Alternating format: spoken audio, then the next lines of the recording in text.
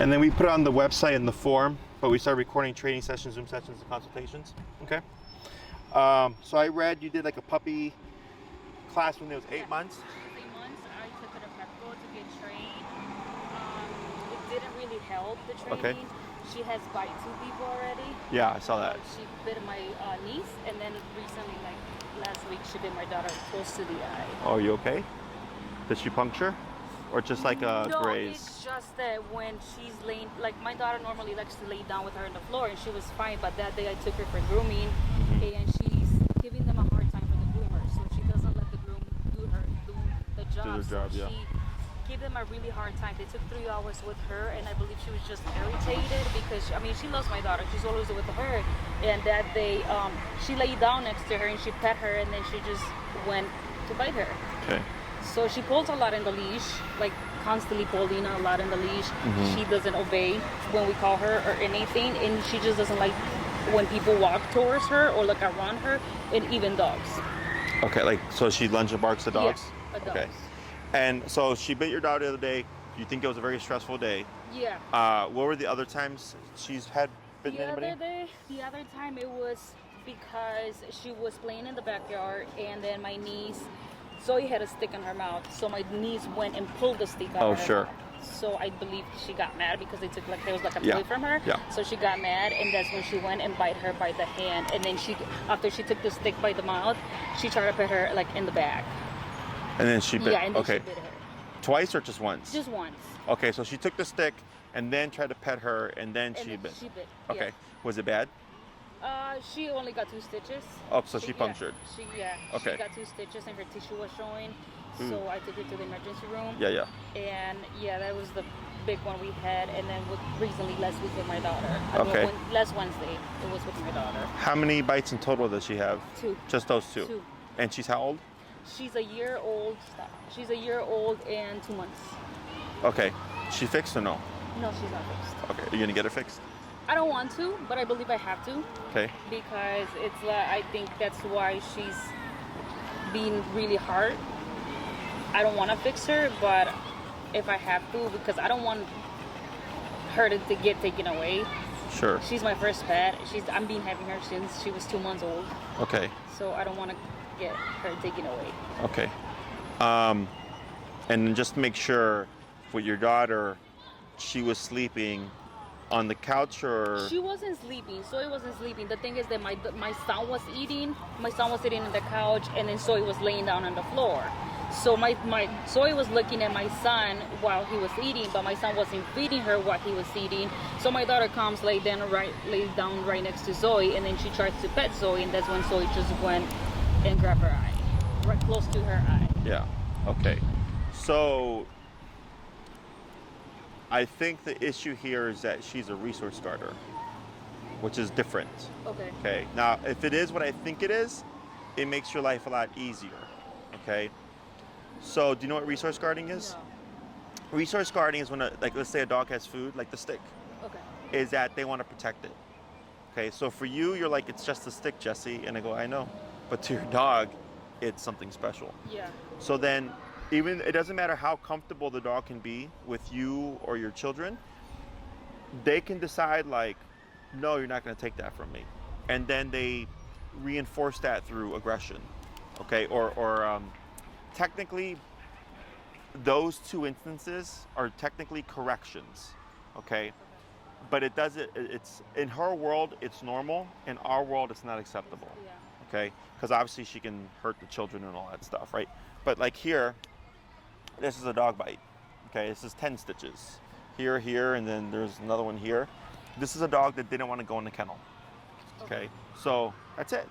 He didn't want to go in the kennel. So to me, it's just like, but that's not bad, right? But to him, it was. So he said, I'm not going to go in the kennel, Jesse, and just bit my hand. Okay, so that's how dogs handle things. They bite each other. Okay, the problem is they bite our children, they bite us, bite other people. It's dangerous, right? It is. So the reason why it would make your life easier is if it is what I think it is as long as she doesn't have any object, we should be okay. Okay? This doesn't mean that she's aggressive towards humans. it means she's protecting things she feels are hers. So the first one was the stick. The second one was your son was eating on the couch and she's going, I want some of that. Your daughter comes in and she's, hey, back off. I have dibs. Okay? Okay. So to avoid that situation is teaching the children just respect Zoe's space. Okay? If she's got an object, don't try to take it from Zoey. Period. Just make that a rule. Okay? Okay. Because the way we think, well, Jesse, we should be able to take whatever we want, whenever we want from the dog. That's not how it works, okay? Especially with kids. Yeah. So like I had a client, she had a German Shepherd, and the German Shepherd had always been great with the kids, okay? No problems, like ever. And they had a dog for years. And then when I started training with them, I told them, don't let your kids be with this dog unattended, okay? Even though they had never had any issues. And they're like, oh, but the dog is fine. I go, trust me, right? Then during the training, after 9 classes, I walk in, everybody looks sad, everybody's looking, like upset. Yeah. I'm like, what happened? Oh, the dog bit our son. And I was like, right? So finally it happened. Why did he bite your son? Well, he had a water bottle and our son went to take the water bottle. And I said, that's exactly right, because he's telling your son, you cannot take this from me. Okay, even though they never had a problem before. And then 2 weeks later or so, the dog bites another kid. And I go, what happened? And they go, we don't know because we weren't there, but we think what happened was the girl fell and tripped or something and landed on the dog. Okay? So then the dog, because that's a correction. So the dog only bruised, the dog didn't puncture. But that's how dogs correct their puppies. Okay? So like for your daughter, that's technically resource guarding, but she's saying, hey, back off, this is mine. Same thing with the stick. They took the stick, she was upset about it, and then they go to touch her to try to make her feel better, right? Yeah. And then she goes, don't touch me, okay? So that right there is just teaching the kids respect Zoe's space, okay? Because realistically speaking, I cannot make Zoey like the children getting in her space when there's food around, when there's an object around. That's really just teaching the kids boundaries. Now, if we need to take something from Zoey, you as an adult, I can teach you to teach her to do that, okay? That's a thing. But if Zoey has a chicken bone and you go, no, Zoey, you can't have that, and you try to take it from her, she thinks you're stealing, okay? And that's where that can come from, but the way she's gonna tell you not to steal is by biting you, okay? So resource guarding is simpler in the sense that I always just tell people, assume if your dog has an object, food, water, a treat, a bone, a stick, whatever, assume they're gonna wanna protect it, okay? So it's either, if you have like a treat, for example, and you call Zoey over and she like drops the stick and you can throw the treat and then you can pick up the stick and put it away because you've taken her attention away from it, okay? Now that's a Band-Aid. That's not a fix to the problem, but if you need to take something from her safely and not worry about, is she gonna bite me? That's a way to do it, okay? But that's not something I would have the kids do because kids are kids, yeah. And they're gonna do it wrong, right? And that's what we don't wanna do, okay? So has she had any issues with strangers? She just doesn't let nobody get close to her, which I read about them and it was just like they're very unsocial. Mm-hmm. But she doesn't let nobody get close to her, like nobody, not even like my neighbor. She's been knowing her since puppy, but she doesn't let nobody touch her or pet her. Like she doesn't let nobody get close, besides the family. Besides family, yeah. I think that's because I grew up. I had a chow chow growing up, and that they're like one family dogs, is what they're known as, right? So it's kind of like built into her. Whether or not we can fix that is there's no guarantees. I cannot make your dog something she's not, okay? So if she just doesn't like people that she doesn't know in her space, we can't make her like people she doesn't know in her space, right? And the same thing for humans. You know, if someone's like in your business and you don't know them, it's gonna make you uncomfortable, right? And the only person that can change that is you in terms of how you feel about it. So there are exercises that we can do, but I don't care about strangers, like walking on the street and stuff. But the problem is, like, you got a very beautiful dog, okay? And then you're walking, you're standing at the corner, and someone's like, oh my God, look at your chow, right? Yeah, and they want to pet her. Yeah, yeah, exactly, I right? heard a lot. So that's where things become a problem, okay? So realistically speaking, people here at the park and stuff, I wouldn't care about them touching your dog. You would have to advocate for her. So if you're just sitting there and they're like, oh my God, your chow, and you're like, no, don't touch my dog, right? And be as rude as you have to be, because people unfortunately don't listen to being nice. Yeah. Okay. I had a problem with the little girl Mhm. last time we were at the park, and then she came running to her, and I was like, please, you can't touch her because she's not friendly. I just told her that she wasn't friendly, but she didn't care. Like, she tried to touch her over the head, and I was like, please No, don't. no, no. So I just have to walk away from that. Yeah. No. Yeah. Unfortunately, people don't listen. Okay. And then they get bit, and then it's your fault. Yeah.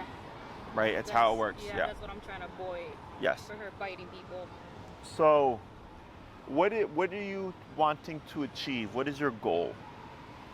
My goal is with the leash. I have a lot of problem with the leash pull because she pulls a lot on the leash. That's not a problem. So That's easy. okay, and pretty much her obeying. That's one of the things too that she doesn't obey, and I'm having they don't want to take her for grooming. Nobody wants to take her for grooming because she doesn't let nobody groom her. Mm-hmm. So the groomer that she has right now, last time when I was there, they told me that I have to take her to her vet to give her a pill. Yeah. So they calm her down. But I don't want to do that. Well, it doesn't really do anything.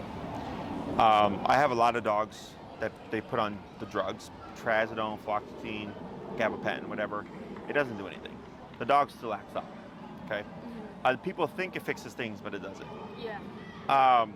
When it comes to the grooming part of it, it's a little bit trickier because she's not meant to be groomed. Okay, like dogs aren't born to have their nails trimmed. They're not born to be groomed. It's unnatural to them. So a lot of dogs don't like it. Okay. Now, is there something we can do about it? Yes. The issue is, let's say we do the training for the grooming. Okay. Is that it's tied to you and me, to us. So like you could groom her, right? Because you did all the training. But then when you take her from you to the groomer and they're doing everything differently or they're doing it wrong, she's still probably not going to like them grooming her. Okay. So because we work on it doesn't mean other people can. It means you can because you did all the work. Right. Okay. Right. Now, I do have groomers that I recommend, and I've sent them troublesome dogs before, and they've done well with them. So, and they're dogs that I've trained with, and the ladies know me. Okay. So I've helped them a couple times when it's been like a really difficult dog. So if you need someone who can groom her, I have someone that I could potentially refer you to. Okay. Yeah. Other things that you're trying to accomplish. I'm trying to think. I mean, I think that was basically it, just her like evading and the biting problem that I don't want it to happen again because this is the second time. The first time it did got reported because it was like for a family member, so she got taken to the hospital. Mm-hmm. And the second time I didn't take my daughter to the hospital. I felt like it was just a scratch, and she didn't went to the hospital. But I think that's it. Just pretty much the leash pulling and her waiting. So the easiest thing is the obedience, is the obeying stuff. That's the easiest. That's not a problem. Okay. The hard part is going to be her not biting again, because it's not just her, it's the kids and anybody that would be around her. So if you have a relative come over and you're like, hey, just leave Zoey alone, because we can't make her like people touching her. Okay, now we can work on it, but then you'd have to muzzle condition her. Okay, so do you know what muzzle conditioning is? Yeah, that's what they do when I took her for grooming. Okay, they put a muzzle on her. They put a muzzle on her. How does she do with the muzzle? Does she fight it? Yeah, a lot. Okay, so muzzle conditioning is so that she doesn't fight the muzzle. Okay, that you can put it on her and it's like putting on a collar. Like it shouldn't mean anything to her. Okay, so that's what muzzle conditioning is for. And what I do is I just send you videos, because muzzle conditioning is very easy. It just takes a long time to be able to train. Okay, so it could take a couple of days. It could take a couple of months to get her comfortable with the muzzle. Okay, so that's something that I would, for you, recommend you start that process right away. Regardless if you train with me or you train with somebody else, you most definitely, with this kind of dog, want a muzzle conditioner, okay? So that this way, let's say we're trying to socialize it with your family, you can do so safely without worrying about, is she gonna bite them, okay? It reduces the risk greatly for a bite, okay?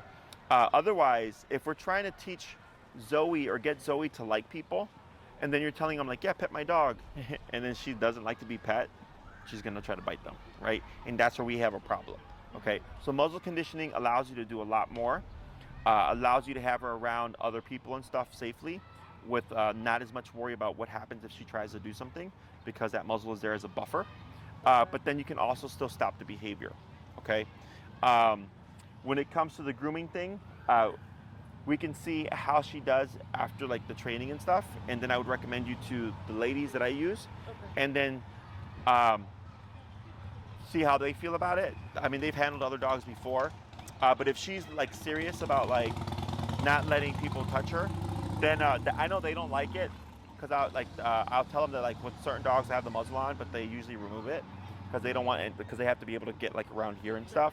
So I'm not sure how that'll play out, but that's something that they would let us know. Okay. So do you know how I train and the tools that I use? I seen that one video. I didn't honestly have time to watch the rest of the videos, but I seen one video. Okay. About you were training a dog, and one of my concerns was to like, would she be able to walk without a leash? Like, will I be able to walk her without a leash? Is that what you want? I'm trying to. Okay. But I know like when she sees squirrels or rabbits, she runs after them a lot. So technically, yes. Okay. Now you want to be careful though. If you didn't have a dog that didn't like people and stuff, I would say not a problem. Okay. The issue is that this is your first dog, you said? Yeah. Is you're jumping into a world, a very big world, okay? And it's easy when it's just control. Sit, stay down, come, place heel. That's super easy. But then when we have behavior problems, it's one thing if you've had like 5 dogs before, so you have some experience, and another thing when it's your first dog. Okay, now my job is to educate you as best I can. Right, yeah. So, yes, with the way that I train, you can get off-leash control. But if you want off-leash control and you want to fix the behavior, now we're talking about more time. Okay? What I would suggest is we always focus on the behavior. Okay, because that's what's going to keep your dog in the home. Obviously, she can be super well trained, but still want to protect her stick and her bone and stuff. Right. That's still dangerous. Okay, and I get plenty of dogs that are trained really well, but behaviorally are not. They're bad, quote, bad dogs. Okay, so you know I use the e-collar. Yeah. Okay. Now the drawback here is that since she's got such a thick coat, it's harder for the e-collar to make consistent contact. Okay. So that's something that we're gonna probably struggle with until we figure out what's gonna work. They do make special, what they call adapters, to get through thicker coats like this. Okay. But this is all stuff I would help you with. But that's one drawback to these denser coated dogs like Huskies, German Shepherds, Golden Retrievers, Pomeranians, Chow Chows, is the coat so thick that it's hard to get consistent contact. So when we're doing off-leash stuff, the concern would be if she's off-leash and she takes off after a squirrel, is that we don't have contact. Okay. So, but that's stuff that we would figure out as we go along, and I would help you learn how to fix. Okay. Other questions so far? No questions. So, when it comes to the obedience and the behavior stuff, the longer, the more you want, the longer it's going to take. Okay. So I always focus on the behavior. The first thing we're going to teach is walking on the leash. That's the most important thing. Okay. Go ahead and pull it back. Yeah, just in case. I've been bit plenty of times. I don't want to get bit again. So heel is always the first thing that we teach, which teaches the dog how to walk without pulling. Okay, we do that first because that is what teaches Zoey how the e-collar works, how it turns on and how it turns off. She's not. Do you know what an e-collar is? Yeah. Do you know how it works? No, I don't know how it works, but I seen. So the e-collar, it's not electricity. You're not shocking your dog. It's not electrocution. Okay, it's a miniaturized TENS unit. Have you ever been to a chiropractor or physical therapist? No? Have you ever seen the machines that like move the muscles? Yeah. Yep, that's an e-collar. Okay, So it's just a miniaturized muscle stimulator. So when she has the collar here, you would see the muscle moving here, but she wouldn't feel anything anywhere else, okay? So if you put the collar on your hand, your muscle will twitch here. If you put the collar on your arm, your muscle will twitch here, but everywhere else, you wouldn't feel anything, okay? So we always start with heel first to teach her to stop pulling, but it also teaches you how to use the e-collar. It teaches her how the e-collar works, and it's something that you would do 3 times a day, okay? So most people walk their dogs 3 times a day to go potty. So 3 times a day, 7 days a week, you're practicing the heel, okay? So then when you come back for week 2, how's it going? Good, bad, okay. And then I gotta figure out why, okay? And then so heel is typically 2 classes. We do the first class, you practice, you come back for class 2, I ask you questions. Is she still, lunging at dogs or barking at dogs or whatever? We make some adjustments, we fix it, we work on the second half, you go off to go practice, you come back for your 3rd class, okay? By the 3rd class, we would want to start jumping into the behavior, okay? So that means like I would be touching her, so that if she tries to bite me, we could correct her with the collar to teach her that biting people is bad, okay? So like, if she tried to bite another dog, that dog would bite her back to teach her not to do that, okay? So the e-collar allows you to bite her for trying to do things that you don't want her to do, okay? So we use it as a line of communication to teach her what not to do, okay? So it can also be a discipline tool. So obedience and behavior are 2 different things. Obedience is, the heel, the come, the sit. Behavior is don't jump, don't bark, don't bite, okay? So once we teach that, we start jumping into those behaviors to teach her to not try to bite people. But then you have to work on socializing her, which is a different thing. Okay, so teaching her not to bite and then teaching her to like warm up to like new people are 2 totally different things, okay? And that's where things get complicated, and that's where things take a lot of time. Because you can, like, let's say we do an exercise where I touch and pet her and stuff, and I'm correcting her, and then she's learning, okay, like I can't bite Jesse, but I still don't like him, So it's like if you see someone and you don't like them, you can't punch them, but you still don't like them, right? So that's the tricky part, okay? Is in order to get her to like the person, that requires more work, that requires more time. I can teach you how to do it, but then you have to go off and do that on your own time, okay? So if you're doing it once a week where you're socializing her, it's gonna take a really long time. Now, if you're socializing every day, you might get there faster, but then let's say you do it every day and then you do that every day for 6 months and she still doesn't like the person, she just doesn't like the person. Like, it's not gonna change, right? Because you can't make her like something she doesn't. So like, I don't like big spiders, like tarantulas. Nobody can change my mind. I don't like them, right? Same thing for your dog. Does that make sense? Yeah.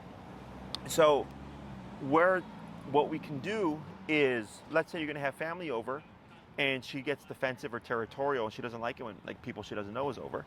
We can put her under control where she's not a problem. That's where obedience can come into play, okay? So if I tell her lay down and don't move, she's not gonna move for 2 to 3 hours. And then you can have your family there and you tell your family, hey, she's not gonna move for 2 hours, she knows to stay put, but leave her alone, right? You have to control both things.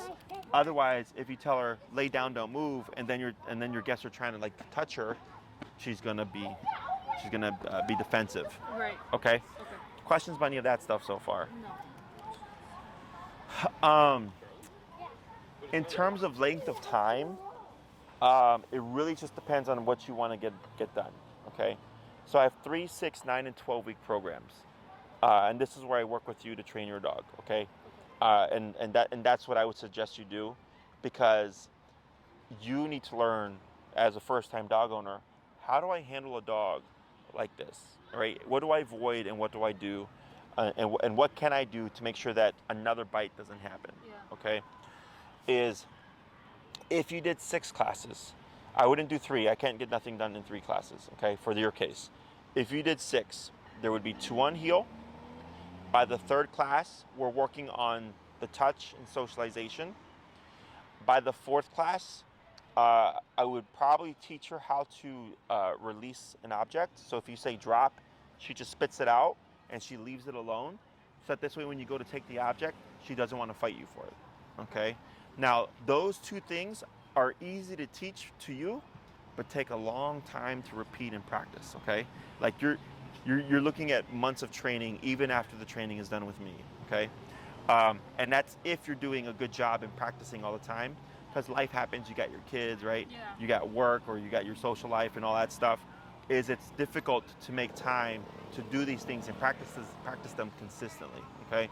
So I would do like classes 3 to 6 would mainly be pressing for the behavioral stuff, okay? If you did 9 or 12, same process. We spend 2 classes on heel. The 3rd class, we jump into socialization and the touching. The 4th class, probably the resource guarding. By the 5th class, if you got a good understanding of it and you're like, okay, Jesse, I feel good with this, I'm gonna practice on my own time. Then class 5, we can start working on like come when called. We can work on like the sit and the stay. It just depends on how much control do you want. In your case, the 3 most important things would be walking on a leash, come when I call you, and don't move for the next 2 to 3 hours. Those would be the 3 most important things, okay?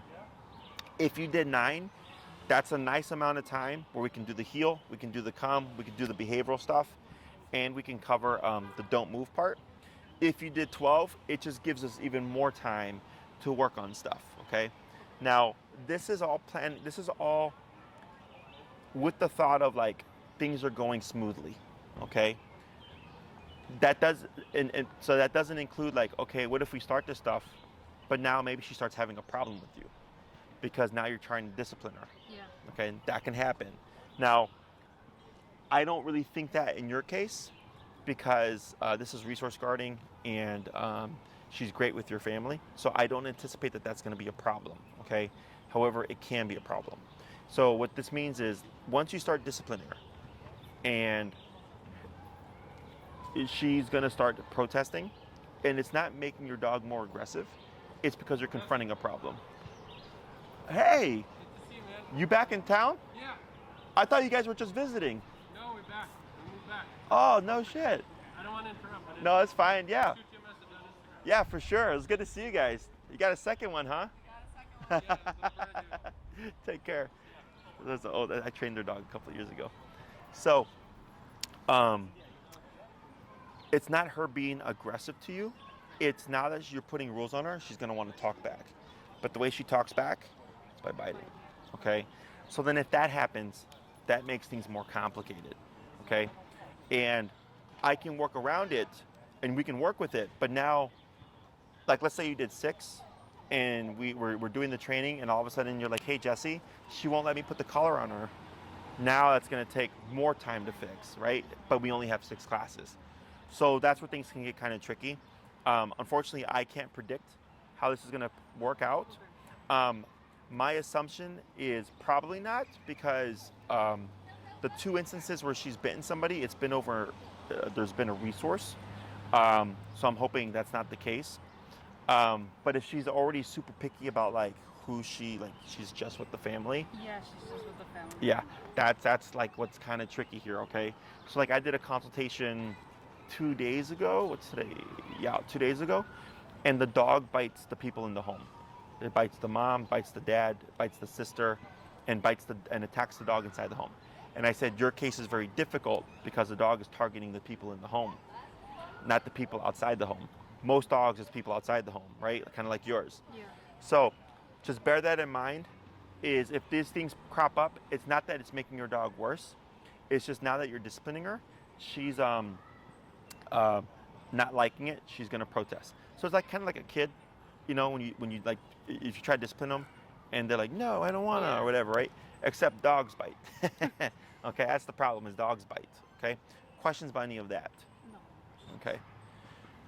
So the collar I would recommend for her, because she's like what, 40, 60 pounds? Around there. Yep. Is the Doctra Black Edition, and Maria will send you the information. It's meant for 70-pound dogs and over. The reason why I recommend it is because since she's got such a dense coat, it's gonna you're gonna have more consistency with having contact. Okay. Plus, when we deal with aggression, you don't want to worry about like if she gets aggressive, are you going to be able to stop it? Okay, it's the best collar there is, and I would have less worries knowing you had that collar. Okay, and Maria will send you the information for it. Okay. And then it's really just what you want to do in terms of length of time. Okay, you're better off with the longer program. Some people ask, can we do 6, see what happens, and then do another 6? And that's fine, except you wouldn't get a prorated price. So 6 classes is $1,000, right? So then if you did another 6, that's now $2,000. But if you say, hey, I want to do 12 classes, then it's like I think $1,725 or something.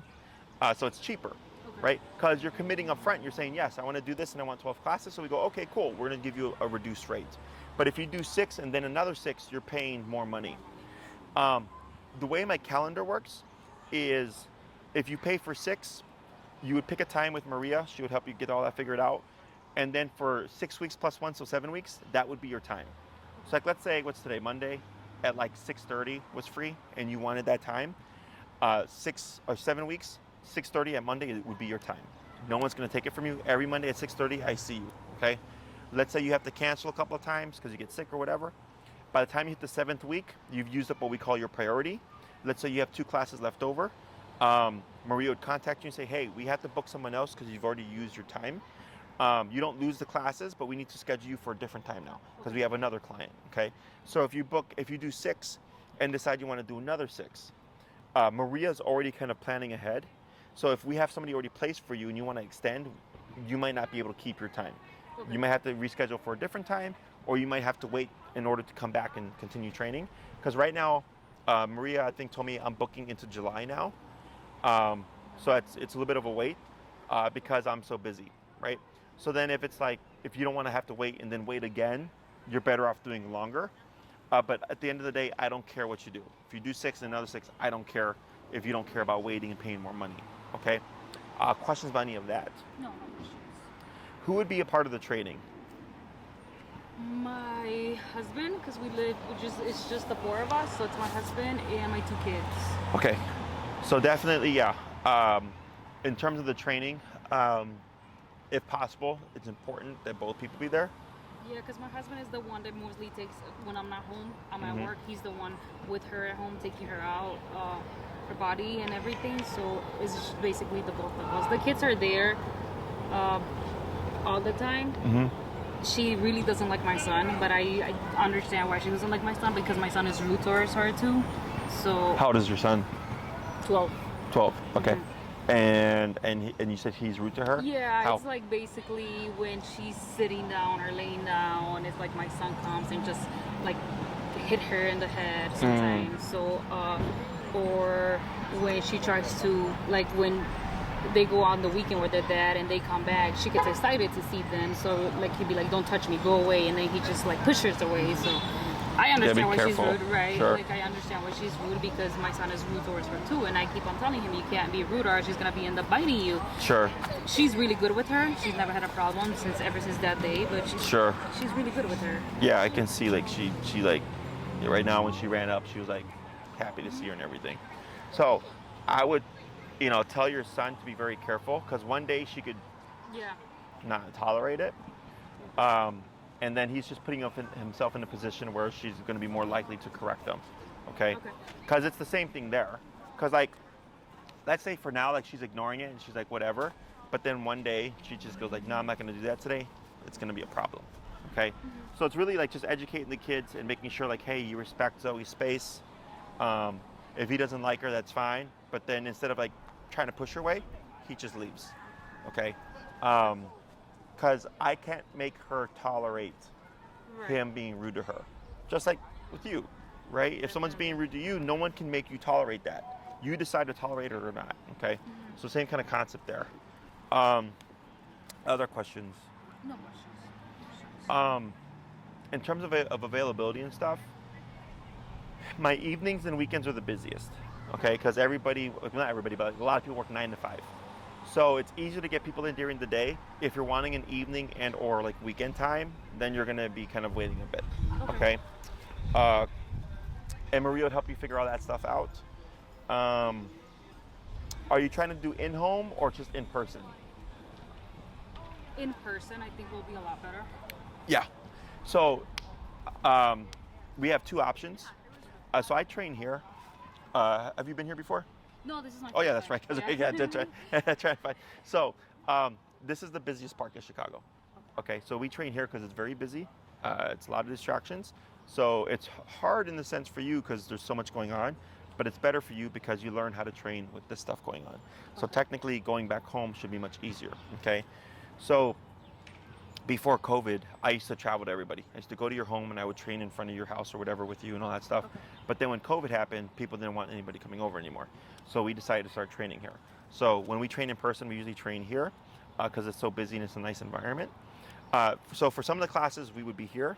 For some of the other classes, like let's say the behavioral stuff where I have to pet her, we'd be at my facility.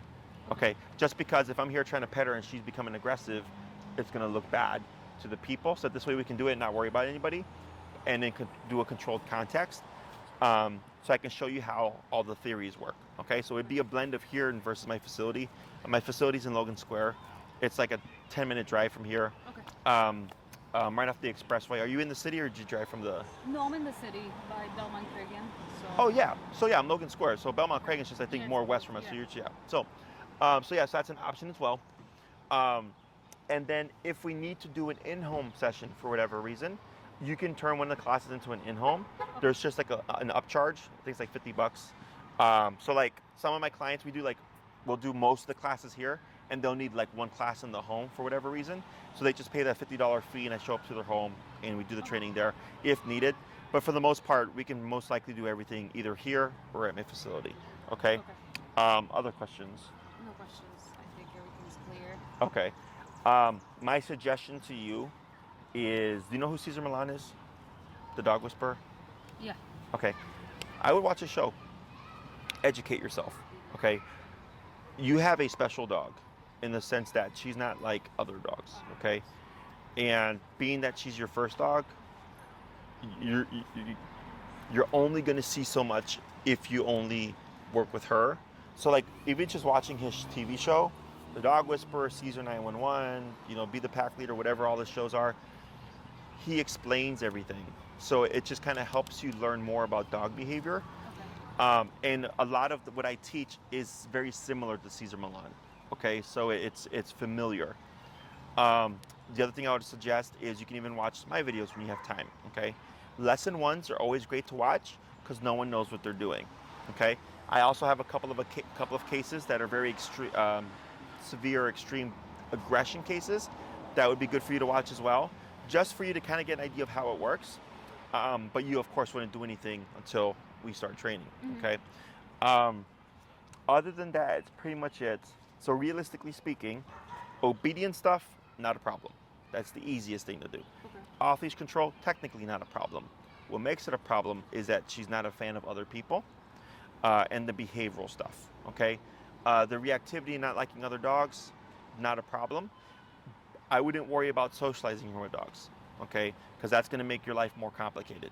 All we need her to do is walk past dogs and not be a problem, okay? If she sees a dog walk by, not be a problem. And in the whole squirrel thing, for the most part, shouldn't be an issue. The most complicated part of all this stuff is the resource guarding with the kids and her not liking people outside of the family, okay? Questions? No. Okay, I'm done. Is you hungry? I'm hungry too. Yeah, so Maria would get in contact with you at minimum 6, and then 12 is the longest program. Now, if you do 12, I'll do my best to try to cover everything, right? But we're going to prioritize the behavior. And if we end up spending 6 classes on behavior and we spend 2 classes on heal, that just leaves us 4 classes for obedience, okay? Just keep that in mind. If at the end of the 12 classes, maybe we don't cover all the obedience, but you feel happy and you're like, Jesse, this is good, I'm great, I'm happy with this, we're good, okay? You can always add on more classes after the 12, that's fine as well. But it just gives us the bigger window just in case if there's anything that we don't plan for. Like I said, if she starts getting defensive with you. And then what we may also do is if I start to see things, is we'll space the classes apart. So I won't see you once a week. Okay, I might see you once every couple of weeks to give you time to practice stuff, because there's no point in me seeing you every week if we're not making any progress. Okay? Anything else? No. Okay. So Maria will get in contact with you. She'll reiterate everything that I said in terms of like the price, the programs and the pricing. She'll send you the collar. You can get them on Amazon. You can get them through us. I don't care. Just make sure you get the correct collar. It's 1 mile range, fully waterproof system, so she can go swimming in it, no problem. And it's the best collar there is, so that you don't have to worry about anything in terms of the collar itself. And then just take it from there. Okay? All right. So if anything pops up, feel free to let us know. Yeah. Thank you. Yeah, and if you have any questions, you can let Maria know, and then she'll get back to you. Okay? All right. Awesome. Otherwise, in the meantime, tell the kids to be careful with her. Tell the kids do not take anything from Zoey. If you need to take something from her, you can use the whole treat thing to pull her away, throw it so she can go get it, pick up the object, put it away. Okay? That's the safest way for now to go about it. I wouldn't gamble, try to take something from her, because it sounds like you have a resource guarder. Okay? And when it comes to people, for now, don't touch my dog. Okay? Right. Okay. All right? All right. Otherwise, it was good meeting you. And if anything else pops up, you let us know. Thank okay? you. Thank you. Jesse. Take care.